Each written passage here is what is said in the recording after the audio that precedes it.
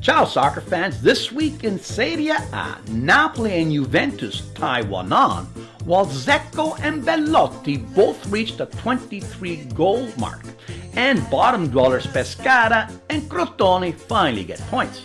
Plus a look at Europe with Hannibal. My name is Graziano, this is the Italian Soccer Addict broadcast, and you are where you need to be to get all the information. April 1st, April Fool's Day, Pesce Aprile in Italian. In Ottawa, so let's get 18 centimeters of snow. Where the heck is this global warming? The highlight match in Serie A saw Juventus' Higuain return to Napoli for the first time since the €93 million buyout. At the San Paolo, Napoli have won 11, tied 5, and lost 3. The sold-out San Paolo that were selling Higuain toilet paper was quickly hushed though when Khedira beats the offside trap and slips the ball under Rafael's arm in the 12th minute. From that point on though, Napoli had total control with 61% possession and allowing Juve only one shot at net. The pressing paid off in the 66th when Hamsik's right foot roofer, and the side settled for a 1-1 tie. And that Higuain guy had 0 touches in the box, and even worse, 0 shots on net. I guess 93 million doesn't buy you what it used to. Taking advantage of the tie was Roma, who welcomed Empoli to the Olimpico. Edin Dzeko made the difference as he scored early in the first half with his knee from a corner in the 12th, and then again in the 56th, a tap-in from a Salah header for a 2-0 victory. Dzeko now has 23 goals, and Roma are 6 points behind Juventus for first. Not keeping pace was Milan, who traveled to my hometown Abruzzo and found a stubborn park-the-bus Pescara defense. A rare own goal by all-world goalie Donnarumma held up for Pescara until the 41st when Palisic got a lucky bounce and tied the score 1-1. It is noted during this game though that Milan, even though they had 25 shots at goal, only 4 found it. Sharpen your aim there, big guys. Torino at home went down 2 goals to Udine by Janto and Periscia, but 2 late goals tied the score. Moratti in the 70th and Bellotti's in the 83rd.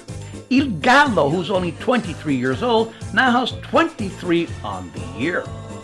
Winning big away was Atalanta, who climbed into 5th place by slicing up the Salamis from Genoa 5-0 right in Genoa. Gomez's hat-trick and Conte's acrobatics sees the Orobici in contention for European play next year. Other scores saw Immobile get his 18th as Lazio beat Sassuolo 2-1. Fiorentina get a goal from Babacar in the 51st and beat Bologna 1-0. Crotone made history by recording its first ever away victory, beating Chievo 2-1, and Cagliari made sure that Palermo gets relegated by beating them 3-1. My goal of the week comes from Atalanta's Conte Spectacular Golasso while riding his bike.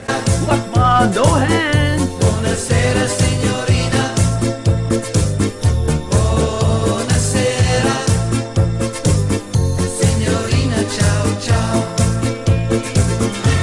All right, it's Hannibal time. In the Rhineland, Bayern Munich, aka Big Money, floated 6 by Augsburg as Lewandowski hit the trick and Müller the brace. Even though Red Bull also won, Big Money is 13 points clear with 8 games left. Give them their 29th league victory because it's over. On the Iberian Peninsula, Real Madrid beat Sidi Alves, not to be confused with Dani Alves, 3-0 and featured a beautiful Isco goal.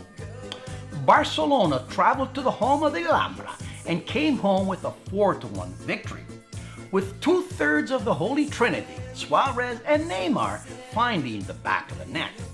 Barcelona is only 2 points back of Real and still have the Clásico to play.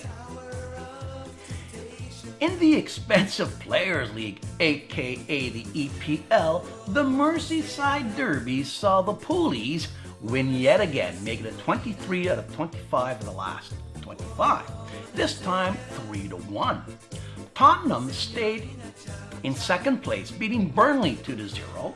West Brom used Mourinho's tactic against them and parked the bus for a 0-0 draw at Old Trafford.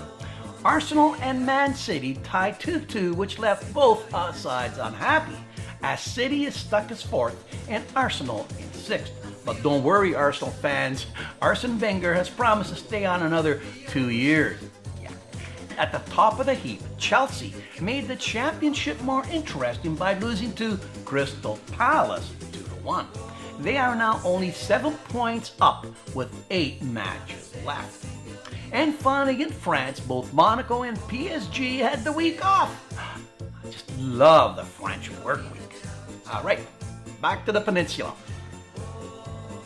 Did you know that in order to increase competition in Europe, European Soccer Federation is looking at adding a Major League Baseball style luxury tax to top spenders in an effort to make teams more competitive? And finally, did you know that during this week's international break, the Spain-France game saw the introduction of VAR, video assistant refereeing? It was used twice, once to overturn an offside goal and once to confirm a goal. I can't wait for this to come to Italy. That's it. Thanks for watching and see you next week. Ciao.